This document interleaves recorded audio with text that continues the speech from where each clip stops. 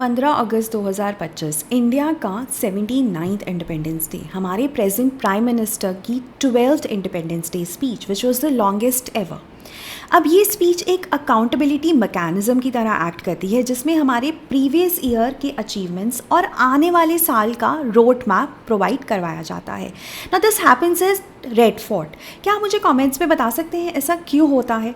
Well, जो पहली हमारी इंडिपेंडेंस डे स्पीच थी गिवन बाय नेहरू जी, वो भी रेड फोर्ट पे ही थी। His very famous tryst with destiny speech. उसके बाद तो एक रिचुअल ऑफ कंटिन्यूटी ही बन गया है, लेकिन नेहरू जी के हिसाब से Delhi has always been a power seat, पहले मुगल्स फिर ब्रिटिशर्स, और यहाँ पर अगर आप हिस्ट्री पढ़ते हो तो INA ट्रायल्स भी हुए थे and it was seen as a culture of a seat of oppression by the Indians.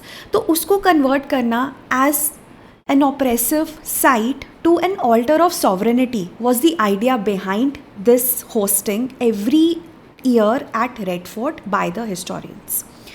Also I think ये बहुत इंपॉर्टेंट है, एक बहुत ही सिम्बॉलिक चीज़ है।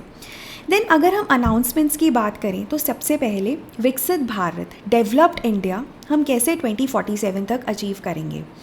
100 ईयर्स हो जाएंगे हमारे इंडिपेंडेंस को, राइट? तो उसके लिए different initiatives, different road maps के बारे में बात की गई, कैसे हम स्वतंत्र भारत से समृद्ध भारत की तरफ बढ़ सकते हैं। एक टास्क फोर्स बनाया गया है, एक रिफॉर्म टास्क फोर्स बनाया गया है जिसके तहत रेड टेपिज्म, ब्यूरोक्रेटिक डिलेस को रिड्यूस करने की बात होगी, जिसके कारण हम गवर्नेंस को मॉडर्नाइज करेंगे और ज़्यादा डिजिटली काम करेंगे। एंड द बेसिक आइडिया कि कैसे हम 2047 तक 10 ट्रिलियन इकोनॉमी बन सकते हैं। अभी हम 5th लार्जेस्ट इकोनॉमी है, but we are targeting being the 3rd largest in the near future and $10 trillion economy by 2047। Then अगर हम इकोनॉमिक रिफॉर्म्स की बात करें तो नेक्स्ट जनरेशन GST रिफॉर्म्स जो दिवाली तक आ जाएंगे, जिसको मोदी जी ने दिवाली गिफ्ट का नाम भी दिया। अब इसमें हम बात करते हैं कि हम कैसे स्लैब्स को रिड्यूस करेंगे ताकि ईज़ ऑफ डूइंग बिजनेस हो with respect to MSMEs and small time vendors.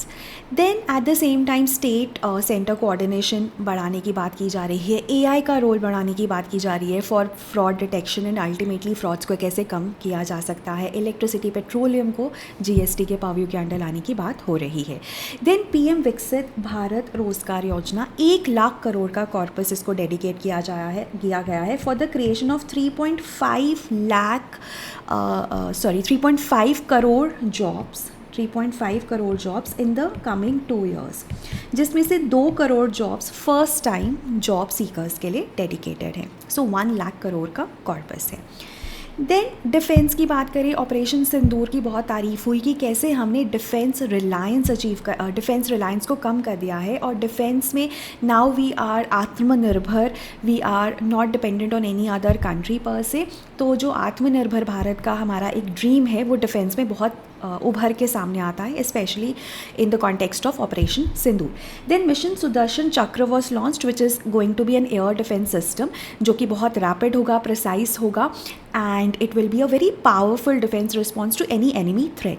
Most of the public places would be covered in the near future और 2035 तक सारी public places would be shielded by this.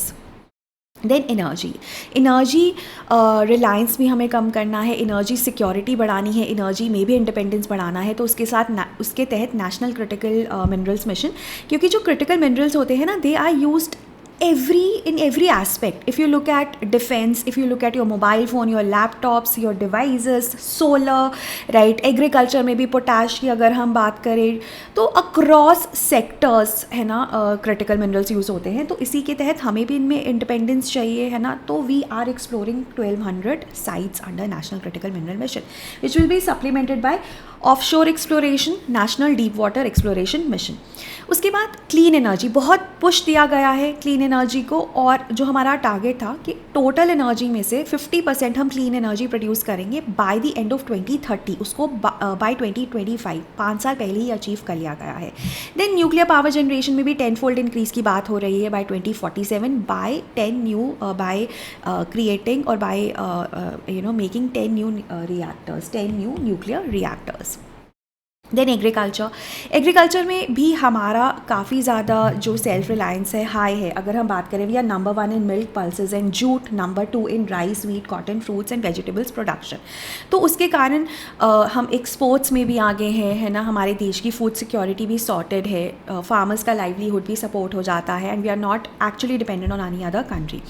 फिर हमारे agricultural exports have reached 4 lakh crores, and then we are also launched PM Dhan धान्य कृषि योजना for 100 backward farming districts. अब यहाँ पर इरिगेशन, इंफ्रास्ट्रक्चर सब पे काम होगा, again to build our self reliance in agriculture.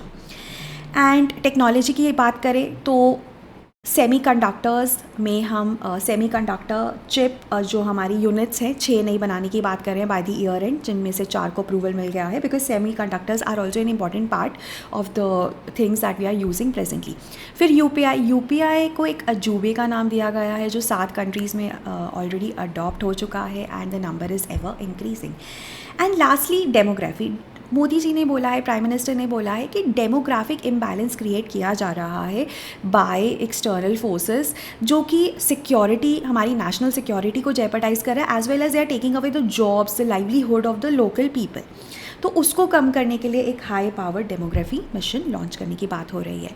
So these are the key takeaways and all of them are very UPSC relevant, right. And do let me know in the comments आपको ये video कैसा लगा, and if you have any concerns. Thank you.